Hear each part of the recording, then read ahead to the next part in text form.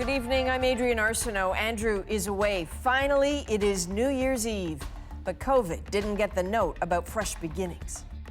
The virus is winning. Hospitals in Ontario and Quebec are close to capacity and warning of overflow as the virus breaks records. Every healthcare worker will tell you this is very real. A dumb mistake. Ontario's finance minister returns from vacation and then resigns from cabinet. This is my question for At Issue. At Issue takes your questions on the political year that was. Did they rely on science or on a populist agenda? Go get it, yeah. Go get it as fast as possible. And the first vaccine administered in Canada's north, a much-needed shot of hope to close out 2020. My grandsons will see me in the paper.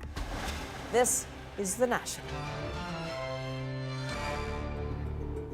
So this is it, the end finally of 2020, a year full of fear and heartache that has become the world's collective enemy. The virus is still raging, the pain still real, but getting to this point, the dawn of a new year, is a win, even if just psychologically or symbolically. And so today, around the world, people bid farewell to 2020 however they could and welcome the new year with hope.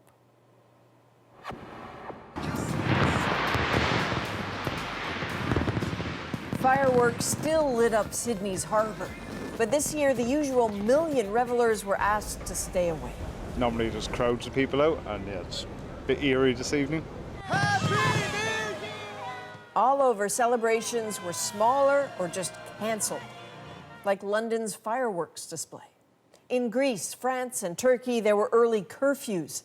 In India, some went to the beach to wave goodbye to 2020 as the sun set. While we look at the sun going down, I think we can just hope for a better tomorrow, a nicer 21. And in the city that's been in this the longest, Wuhan, China, this sight. Balloons released into the night sky, floating away with the year. But along with the wishes for better times to come, there is the reality of today. The fight against COVID-19 is getting harder here at home. As Jayla Bernstein explains, hospitals are under pressure and warning about what's ahead. This is something that is new. It's never happened before. This Montreal hospital is one of many struggling to keep up with COVID. To look at all the beds in and around the city of Montreal and say, like, you know, there's no beds left, that is a first. And of course, this is something that we're working really hard not to get there. Right now, nearly 2/3 of designated COVID beds in Montreal hospitals are occupied. So today, a warning from officials. Within the next 3 weeks, the need for beds could surpass hospital capacities. There are capacities of adjustment, so we're not at that point, but certainly it's a signal of the importance of the burden of risk for the hospitals, namely. Hospitals are working to make more room, but cases are climbing at an alarming rate.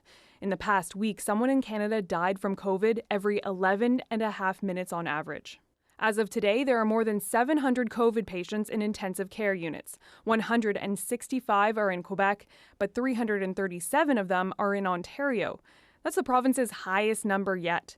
Today, Ontario also set a new record for hospitalizations, 1,235 people.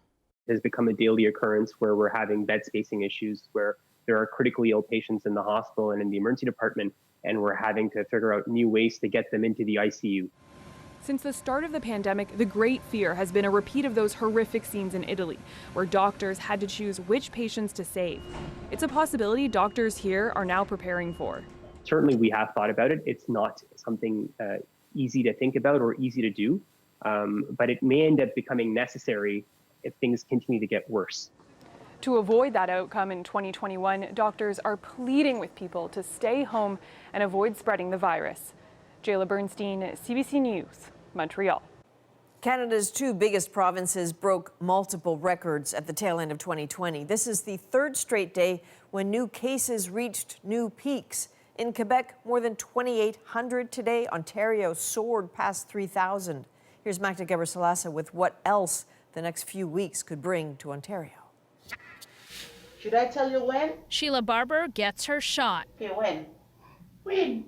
She's the first at her long-term care home in Toronto to get the Moderna vaccine. This as Ontario COVID cases keep coming, causing concern for doctors. We're all feeling that same pain, that same frustration, frankly, when we see this happen. The toll that COVID-19 takes is deep and personal for all frontline workers, says Dr. Thasleem Nimji. I can think of a patient just within the last 24 hours that was quite young and that unfortunately passed away. And these are people that have young children, right? Like these are people that really, should not be passing away. Today, Ontario reported another 56 lives lost and more than 3,300 new cases, another daily record. This expert on COVID-19 data says Ontario took too long to enter lockdown. We should be able to bring our cases down to under 1,000 by the third week of January, but it's very important that we do this lockdown right. By then, Ontario's vaccine program, with its 2 vaccines, will be a month in. Criticized for its slow start, it has only administered about 27,000 doses of around 140,000 received. We're not going to be able to vaccinate people fast enough to really change the course of this until far later in the spring. He says things will get worse unless public health measures are strictly applied. With so many lives on the line, Dr. Nimji is trying to hang on to hope. I'm hoping for more time with my children, frankly. I'm hoping for more time with those that I love as well. And I'm hoping for the patients that we serve to have to deal with less pain, with less illness. And more time. Magda Gebrselassie, CBC News, Toronto. Dr. Zain Chagla is an infectious disease physician. Dr. Chagla, I'm going to presume Canadian hospitals have never had a crisis like this one.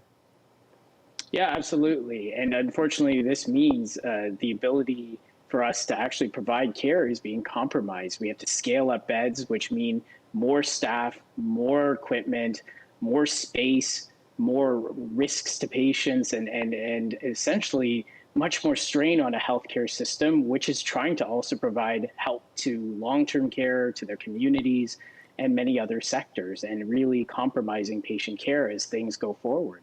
So we have vaccines going in arms now, but then we have these rising infection rates. So what do the next 3 weeks likely look like for us?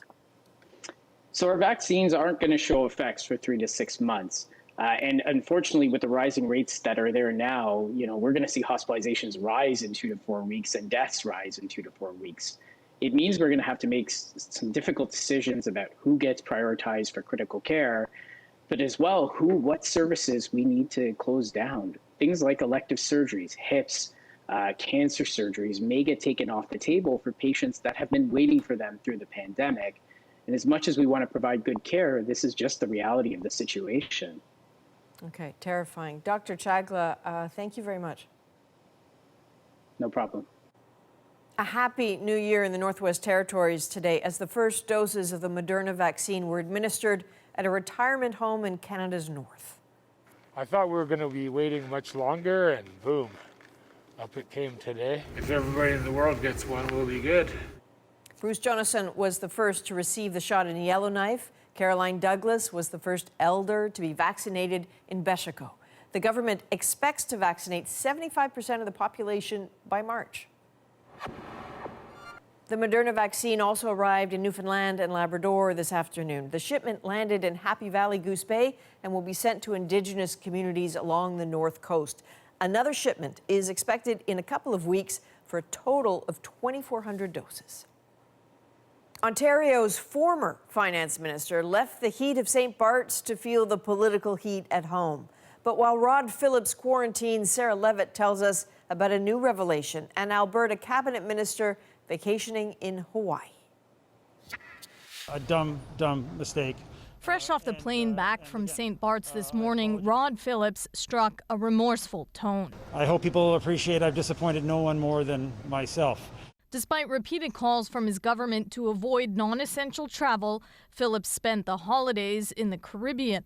This morning's mea culpa was missing one thing: his resignation. That came hours later. At a time when the people of Ontario have sacrificed so much, today's resignation is a demonstration that our government takes seriously our obligation to hold ourselves to a higher standard.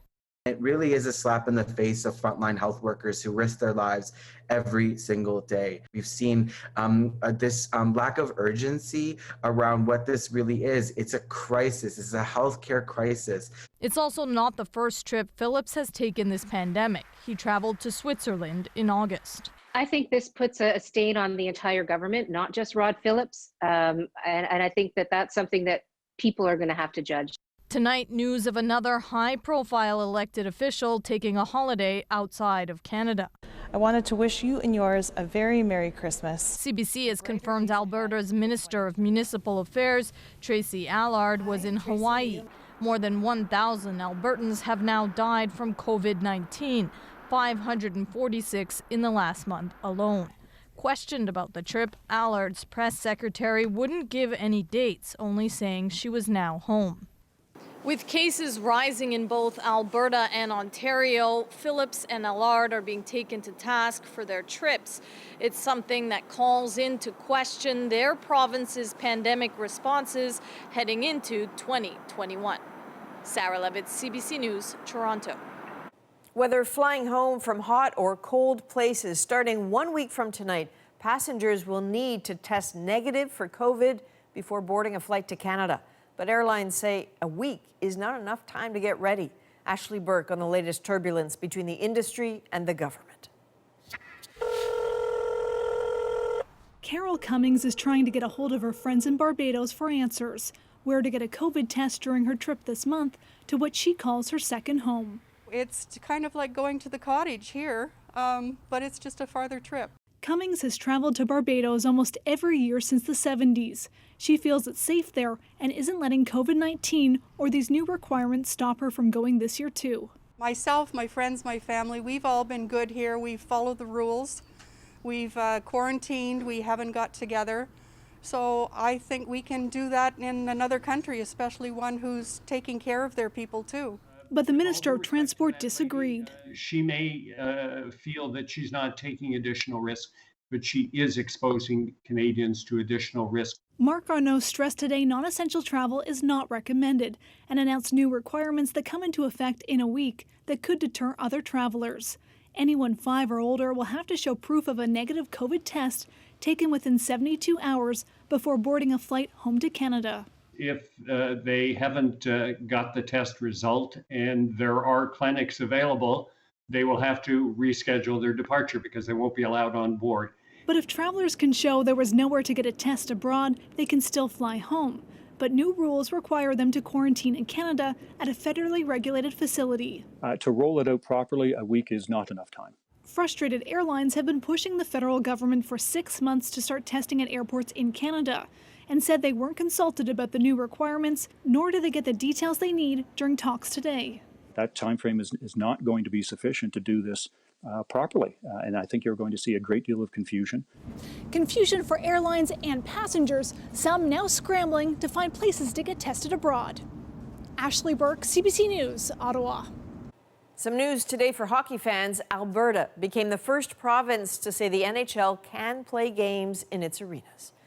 The decision comes after the federal government agreed to waive the 14-day quarantine period for players and staff returning to Canada on what the government calls national interest grounds. Canadian teams will compete in the newly formed North Division, in which games will be played only in Canada. But the league still needs permission from 4 other provinces with NHL clubs before the season starts in exactly 2 weeks. With 2021 starting tonight, Prime Minister Justin Trudeau sent a message to Canadians. Today, as we look towards a new year full of possibilities and optimism, we also have to reflect on the year we just had and what a year it has been. Trudeau spoke about the profound impact of COVID-19 on the lives of all Canadians. He thanked frontline workers for their sacrifices through a very tough year. And as this tough year draws to a close, many Canadians have been finding some ways to celebrate from a distance, some even managing a bit of optimism along the way. Greg Rasmussen shows us how. It was a long wait at BC's liquor stores, the impact of a last-minute decision to cut off alcohol sales at 8 p.m. on the last night of a difficult year. Definitely a very different New Year's than last New Year's, but I think we can survive. Ushering in 2021 and turning the page, writing a new chapter. A hoped-for pop-in sales has gone flat for bars and restaurants, also told to cut off the flow at 8 p.m. The biggest complaint, that the province waited until yesterday to change the rules, upsetting weeks of planning. It was a blow to all of us, to all of our staff, to all of our guests, and to all of us as operators who've really been trying to create a safe place for people to be able to come and celebrate. Where you live in Canada will dictate how you can celebrate. In Newfoundland, no dancing allowed at this bar, but the taps can still flow. And at 12 o'clock, the place erupts and everyone's going around hugging and kissing each other. And obviously, we can't be doing that this year. So it's going to be, it's going to be different. In Montreal, after a year of struggles, hopes for a few extra dollars in the till at the end of the night. We expect to be pretty busy. We already have a lot of pre-orders. And I mean, it's the last day of the year, so. And in Toronto, a favorite cover band won't be able to pack the house. Instead of a live show, they're streaming a performance from their studio. We have a New Year's tradition that's been going for about 10 years now, and so this is a different one. Also on the shelf for this New Year's in many locations, fireworks and other outdoor gatherings. Many have decided, just keep it simple. We're going to stay in with our family then. Just grab a cup of wine. I'm just happy to see this year done. Take care. Happy New Year. Many glad to say goodbye to 2020 with hopes for better days ahead. Greg Rasmussen, CBC News, Vancouver. So as we prepare for those unusual countdowns across the country tonight, we decided to take a moment to ask you to share what lifts you as we look ahead to a new year. What gives me hope? What gives me hope? What gives me hope? What gives me hope is other people's kindness. Science. The vaccine. Beauty and tranquility of nature. The younger generation. What gives you hope at this time? That things will get better. The amount of empathy that I have seen. People caring about human connection gives me hope. What makes me smile, besides Christmas, is that we will persevere. Smart Canadians out there to help us, including the two sons that I've raised. What brings a smile to my face is my 5-year-old granddaughter. My sister Maggie. My children and my husband Pat. My caring neighbors. Time with my family. Being able to talk and laugh with my colleagues, friends, and family, even if it's just through Zoom. I love seeing their pets. I love seeing their babies. One word to describe 2020, probably chaotic. Pandemonium. Self-reflection. Turning point. Resilience. Sacrifice. Quarantine. Crazy. Weird. Are we done? 2020? I'm ready to ring in 2021. That was great. Can we watch it? Of course we can. Hi, guys. Public health officials are warning Americans to avoid New Year's Eve gatherings. You have multiple patients that are going into cardiac arrest or code blues. Not everybody can respond to those, so they're having to make a choice. Up next, record deaths and record hospitalizations. How the U.S. is grappling with its worst surge yet. Plus, my question for the panel is... I want to ask about... My question is... Rosie and the At Issue panel take your political questions. And later, the moment we're all waiting for. I got the call last night and I was really emotional. A shot of hope as we ring in the new year. We are back in 2.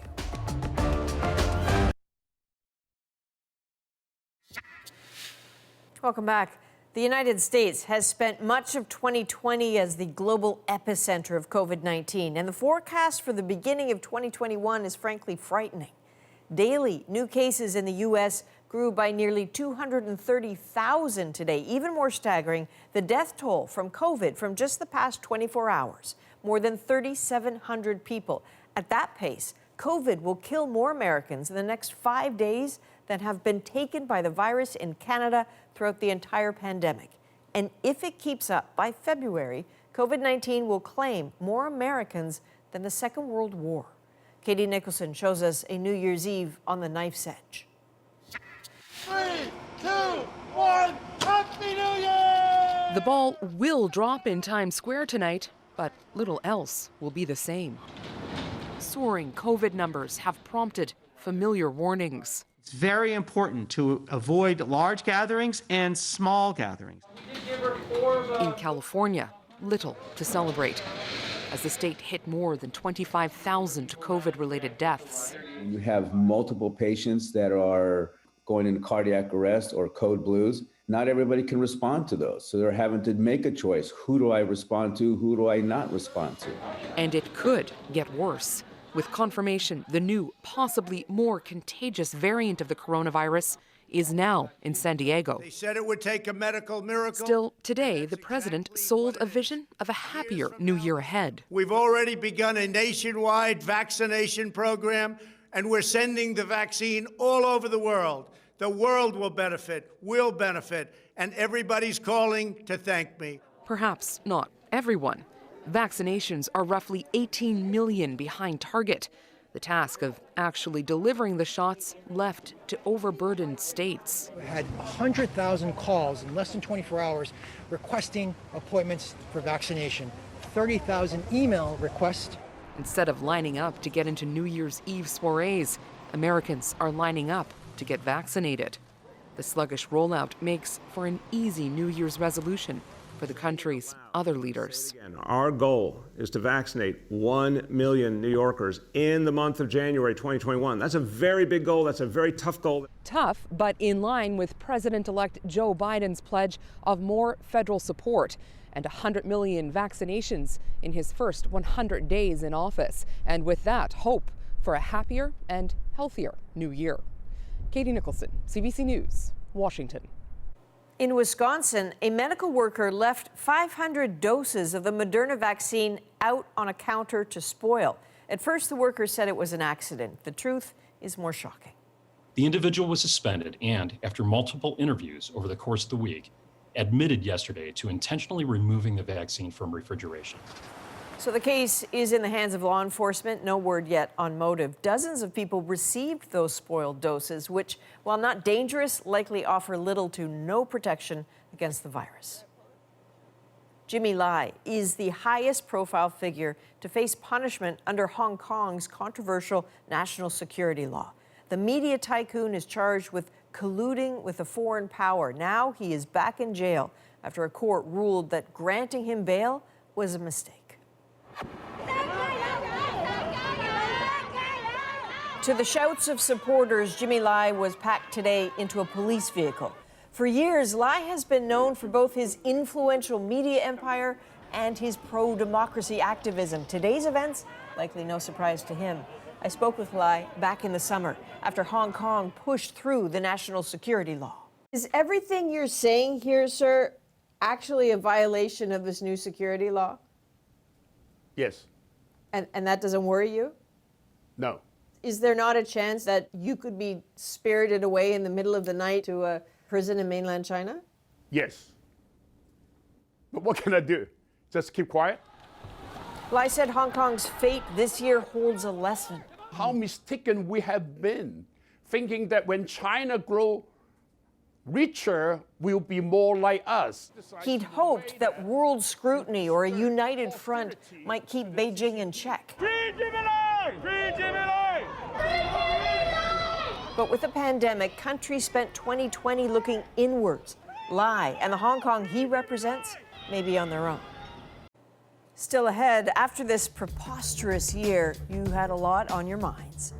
At Issue takes on your political questions about the year that was and what's next. But first, one more Canadian bright spot to show you as part of our Take That 2020 series. Tonight, we take you to Moncton, where a pandemic puppy made for an exciting year. Hi there, my name's Elaine Gray. We're from New Brunswick, and this is Grace. To me, when I look at 2020, of course, this is my bright spot. Grace came into my life in March, the end of March, 1st of April, 2020. And from there, it was full speed ahead. We didn't look back. We spent the days outside and exploring and, being on the river. I fish. I would take her with me. We go in the Jeep and we're checking out the fishing spots and seeing what's going on. And if COVID hadn't happened, I wouldn't have Grace and I wouldn't be able to share her with everybody. I think in the time we're living in the world, in this world, that everybody needs a little grace. Everybody needs a little grace.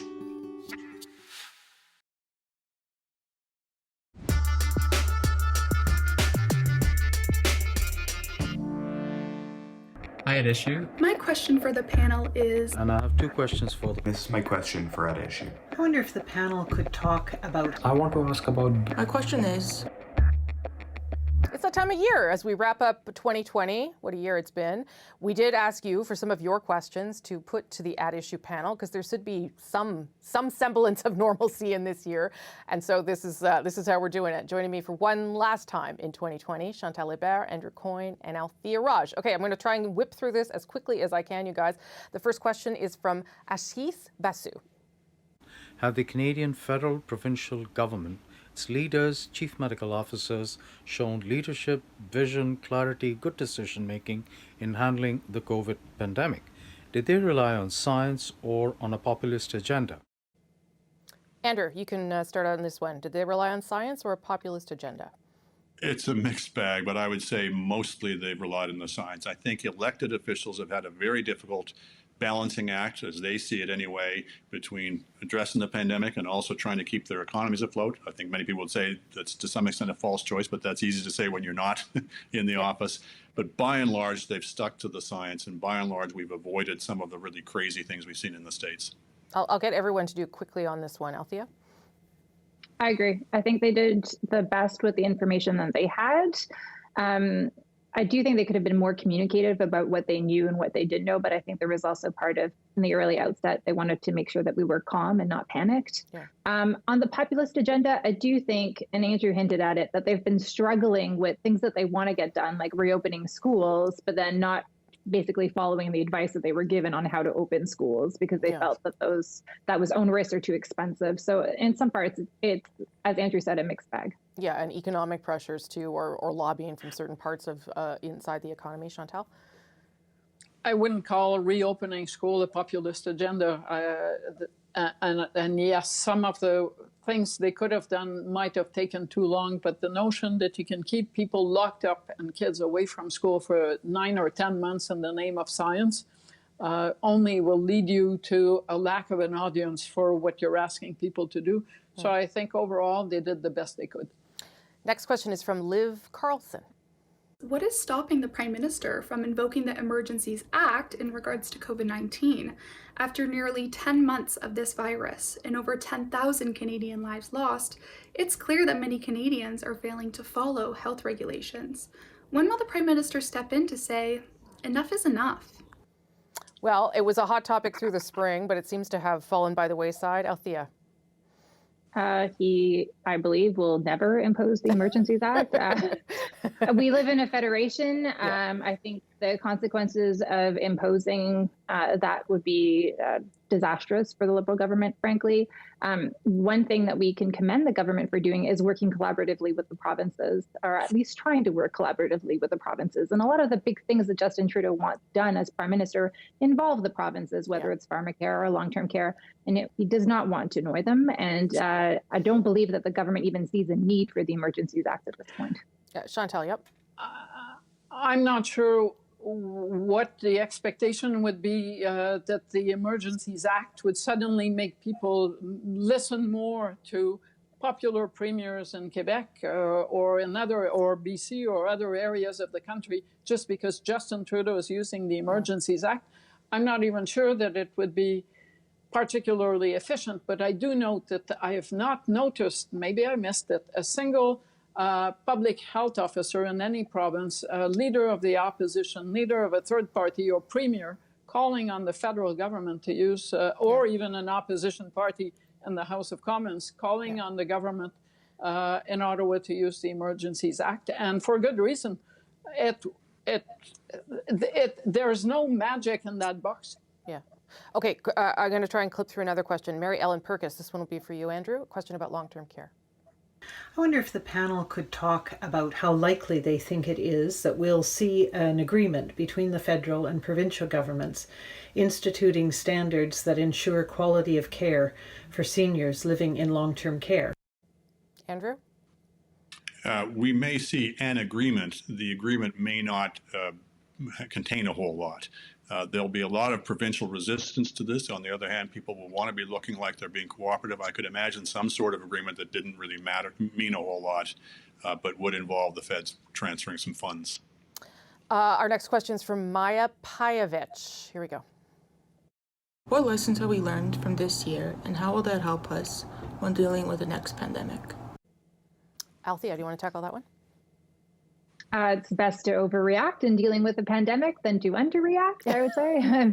best to be prepared. If you're not prepared, throw everything you can, which is what the government has done. And I think that public opinion polls show that across the country, not just at the federal level, that the premiers are seeing most premiers are seeing a bump at their numbers because of it. Okay, this one will be, well, we'll see if we can get everybody in. But a question from Dominic Cava about Alberta's handling of the pandemic. This one will be for you, Chantal. Premier Jason Kenney's poll numbers are dropping due to his handling of the coronavirus pandemic. What should he do to recover, or will his actions hurt his government's re-election chances? What do you think, Chantal? Jason Kenney has been under some pressure throughout this. He's now put some restrictions in place. What do you think? Yes, he is the premier who gets the poorest mark from his own voters on his handling of the pandemic. I think it's too early to assess what that does to his election prospects, but I do note that Jason Kenney set aside the pandemic, campaigned on the notion that he had answers that involved taking on Ottawa to solve Alberta's problems. They happen to be much more complex than just Justin Trudeau being the Prime Minister. And I suspect that may drag him down over the long term as much as his handling of the pandemic. What do you think, Andrew, about Jason Kenney and how he's managed things? I agree with Chantal. He's been dealt a very poor hand.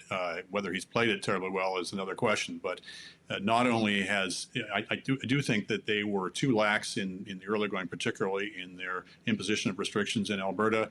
But longer term, as Chantal said, that they're facing a existential question in terms of their main resource, their main source of livelihoods.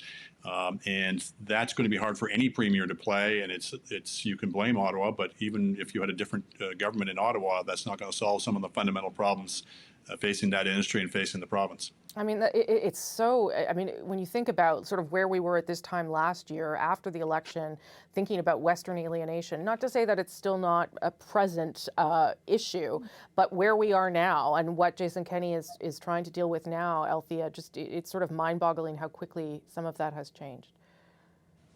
Well, I mean, I think the pandemic changed everybody's priorities. I still think Western separation is an issue. It may be a dormant issue, but it's still an issue. I don't think the pandemic changes that. And I agree with both of what Andrew and Chantal said. I think it's way too early to think that the NDP is only going to sweep into power in Alberta because of Jason Kenney's management of the crisis. Yeah. Okay. That was a good one. We've got more viewer questions. We're going to take a short break. When we come back, more of those questions, including we're going to get to this one. What do you think is the likelihood that the Prime Minister will opt to pull the plug on Parliament sooner rather than later? For the latest coronavirus pandemic updates, breaking news, and top stories, download the CBC News app now.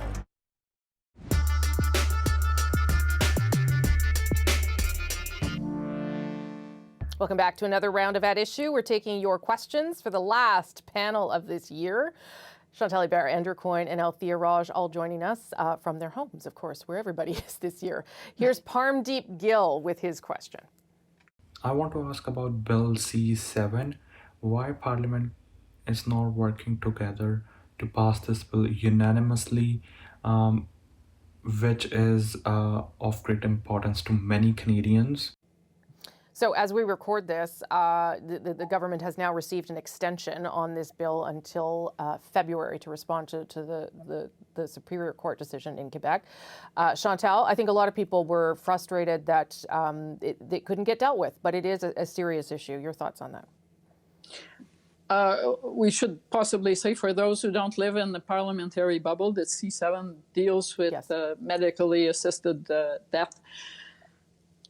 I'm not too surprised that it's taking longer. I don't think that this is the kind of matter where you are well served by your parliament by having a unanimous view on the issue, as it is a serious issue that brings a lot of different perspectives together. So bottom line, I am not disturbed by the notion that Parliament is taking the time that it takes to debate an issue of that nature. Yeah, you pointed out in a previous panel that this is now the third extension Parliament's got. I'm surprised they got another one, but perhaps, Andrew, that does speak to the complex nature of this and the fact that it's going to take some time. Yeah, I mean, the questioner asked why it wasn't passed unanimously, given it's so important to so many Canadians, and the answer is it's so important to so many Canadians. That's right. But there are people of goodwill on both sides of this who have very deep concerns. There are people who want to alleviate the suffering of those nearing the end of life or with intolerable conditions of life. And there are people who are very worried, such as I am, that this is going to normalize suicide and it's going to leave a lot of vulnerable people exposed. So it behooves all of us to take the time and debate it thoroughly and get it right. Althea. Well, it wasn't passed unanimously because there is not unanimous agreement between MPs, let alone within political parties, about this bill. And this is the second version of this bill because the court told Parliament that it didn't strike the right balance the first time. And the first time we had this discussion, there were a lot of people, including the current Justice Minister, who felt that the first version of the bill did not go far enough. And so I think it is wise for our parliamentarians to take the time needed. Okay, lots of questions, obviously, about the timing of the next election. Here's Matthew Enright with this. There seems to be a general feeling that there will be an election sometime in the new year. With that in mind, what do you think is the likelihood that the Prime Minister will opt to pull the plug on Parliament sooner rather than later? Okay, all three of you will get a chance to answer this. Don't worry, Chantal. I don't for a second believe that the Prime Minister will pull the plug on Parliament in the middle of a pandemic. So I think it's off the table for the winter. I also believe that if it comes to that for a late spring election, a budget will come first, that the Liberals will feel confident to campaign on, and that the opposition parties will feel that they can't support. Andrew, what do you think? I'll just pause to note that we have a fixed election date law in this country. But it's a little disturbing that we all just kind of pass lightly over that the Prime Minister could just pull the plug, quote unquote. Yes, the legislation has that loophole in it, but the expectation was and should be that when governments pass legislation like that, it has some meaning. That being said, I think it may, to some extent, have some bearing on his decision-making, that he would, for that and other reasons, would prefer to be defeated in Parliament rather than just simply up and go to the Governor-General on his own. And as Chantal said, it may well be that the budget is the occasion for that. But remember the arithmetic of these things. The government only needs the support of one party to stay in power, which means all three of the major opposition parties have to vote together to bring it down. And they rarely see it in their simultaneous interest to do so. Yeah, they all have to really hate something. Yes, Chantal. But do remember the two minority governments in this country, New Brunswick and BC, had the premiers call an election, not be defeated, and were rewarded for doing that with the majority government. Althea. So I actually think it's possible, after the budget is tabled, for the Prime Minister to walk over to the Rideau Hall and ask the Governor-General to dissolve Parliament and say, listen, when we were elected in 2019, we were facing a very different situation. I want to spend $100 billion more, and I believe I need a mandate from the public to do that. That being said, I think it's going to be hard for the opposition to defeat the government because I feel like the NDP has no incentive to defeat the Liberals. They've never been in a sweeter spot in terms of negotiating tactic. The other thing is, when you look at the electoral map, it's actually kind of hard to see where the Liberals get a majority with the polling numbers that they now have. Okay, listen, thanks everybody. Thanks for a good year, even though it's been a terrible year. But having you with us has helped, and I'll see you back here in 2021. Here's to a better year soon. Thank you. Now let's go back to Adrienne in Toronto. You bet, Rosie. Happy New Year. After the break, her love of books led to this realization. There's not a lot of main characters that have diversity. What she's now doing to change that.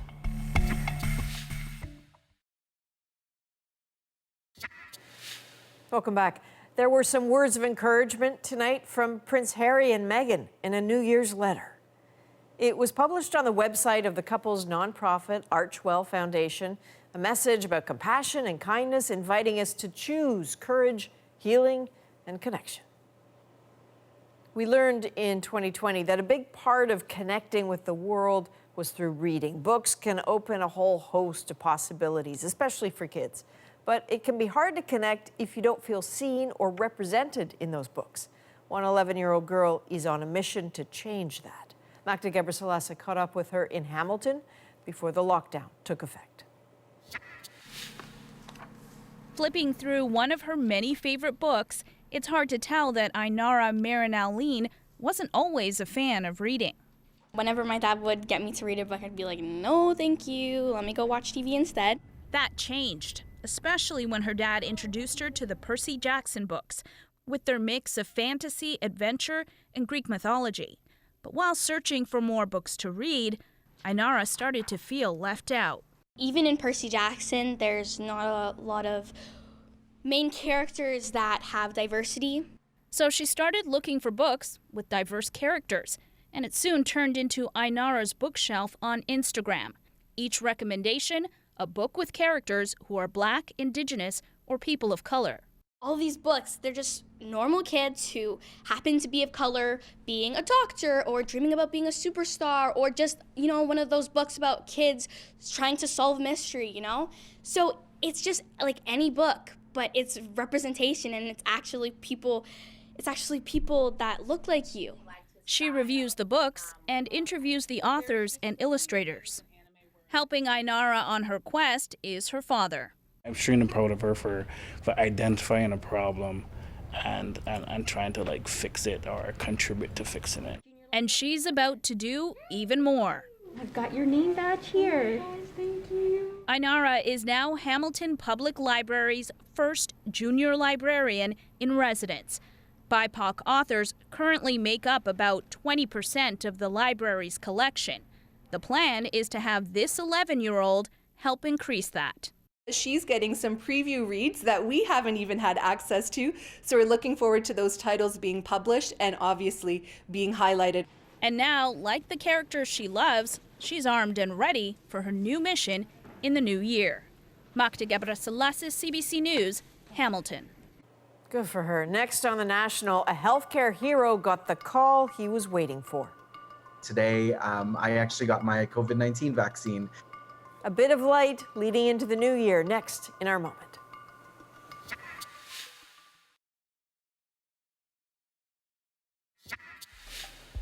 We've heard from many frontline workers throughout this year, but one who is familiar to us is ending this year on a high. Today, Dr. Nahid Dosani got the COVID-19 vaccine. So a pretty good ending to 2020, and his moment today is our moment tonight. Today, I actually got my COVID-19 vaccine. I got the call last night and I was really emotional. Actually, I had some feelings of happiness, of course, that we're beginning our journey towards the end of this pandemic. But on the other hand, I was emotional because I was sad with all the grief, kind of scared of needles. So I was definitely worried about that. And I took a deep breath and then the jab happened and it wasn't so bad after all. I think getting the COVID vaccine on New Year's Eve, it encapsulates a year that has really been all about COVID-19. But more importantly, it means that I'm able to be protected in a bid to allow me to then care for people who are dealing with COVID-19. As we head into 2021, my hope is that we can continue as a society to collectively work together as a community to take on and tackle the COVID-19 pandemic. And listen, Dr. Dosani, thank you for all you've done for us, to all the nurses, the doctors, the orderlies, the PSWs, the postal workers, grocery workers, bus drivers, anyone who's been forced to be out there.